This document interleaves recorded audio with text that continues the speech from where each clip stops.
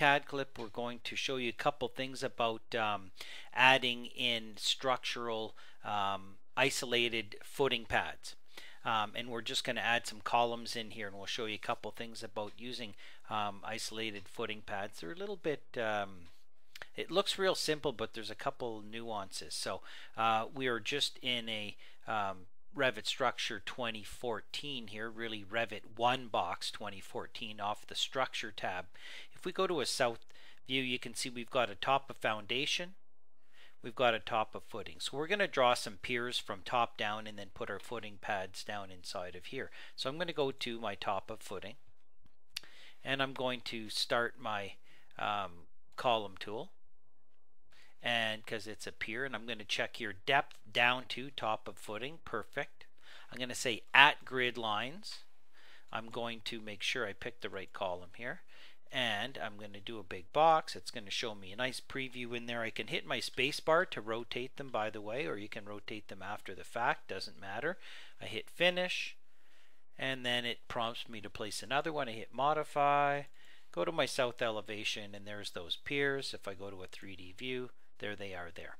So when you add the footing pads in, it depends on if you're in a plan view or a 3D view on how it works. If we stay in a 3D view and we go isolated footing pad, I've added it to my quick access toolbar here, you'll notice it's going to say, going to give you the prompt to put in an elevation or a level here.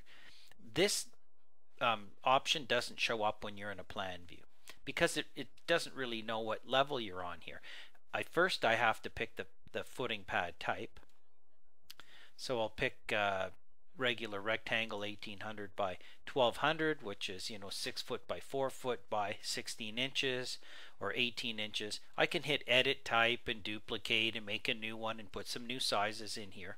But in the meantime, I'm going to go to my at columns. Now it's important that I set this beforehand to top of footing. Okay, at columns. Or I should say it's important I set this before I pick the objects. So what I'm going to do is a big window box here, and it's going to put them in. Now if you try to switch this at this point, it's not going to work. It's going to go where it originally was, which was here. And then we just hit finish and we're done. Oh, I placed an extra one. Escape, I always do that.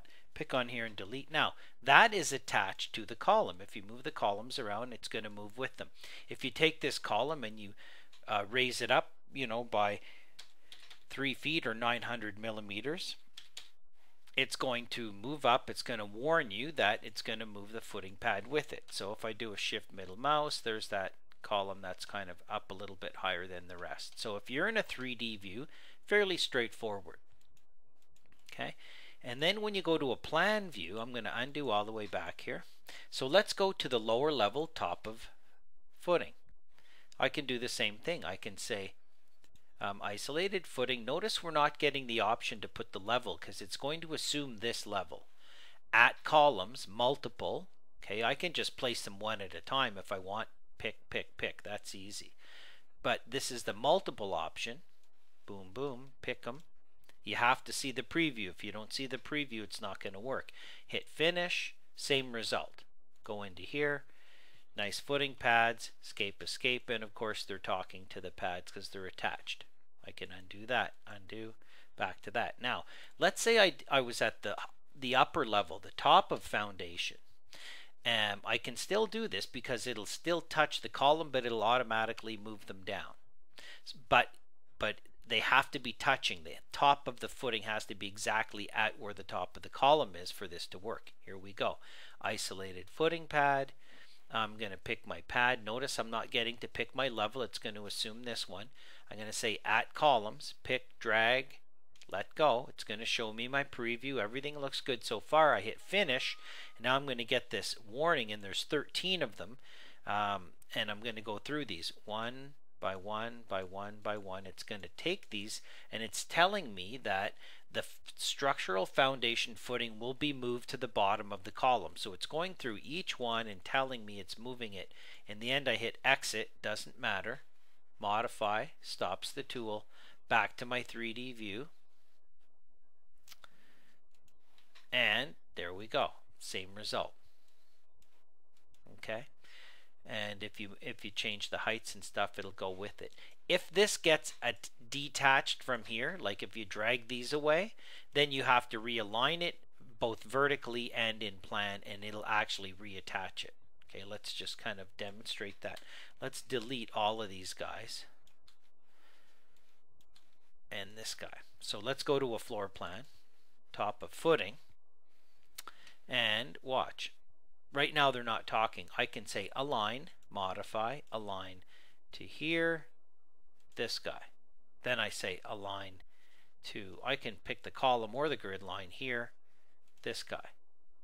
Now I would have to go to say a south elevation. If it wasn't, if this was down, okay, I would have to say align to here, this guy. Now I need to align to here, this guy. Escape, escape. Now, believe it or not, once I have that all aligned, the footing knows it's right exactly aligned with it. Guess what? It starts talking to it again. But it has to be aligned in X, Y, and Z. Now you can take this guy and move it around anywhere you want. And remember, of course, if you control and drag your footing pads and do that, they'll just morph into each other, and you can take these and copy them over and do stuff like that. So a couple of tips on using isolated footing pads with piers, and using the multiple option to place those footing pads at more than one column at a time. If you just add one at a time, it's really easy to do. You just pick on them, and you just want to make sure you're at the right level. So again, I'll go structure, columns, top of footing. I'm going to go height this time instead and go up to top of foundation. I'm going to pick my correct column. I'm going to say at grid lines, boom boom, top of footing, finish. That didn't work. Let's try this again. Top of footing, column, height up to top of foundation at grid lines. There we go. I think I hit footing instead of column there. And then finish. And now while I'm down at the footing level, I can just grab this isolated footing one by one, and I can just place it. These guys are easy. Just make sure you're at the right level, and as long as that footing pad is aligned in X, Y, and Z to the bottom of the column, it will set up the relationship and start talking to it. So you can put them in one at a time, create similar, okay. Footings love to snap the columns and grid lines, or you can say at columns, and then you can pick your columns and then finish. Alright, so hopefully you won't struggle too much with your isolated footing pads.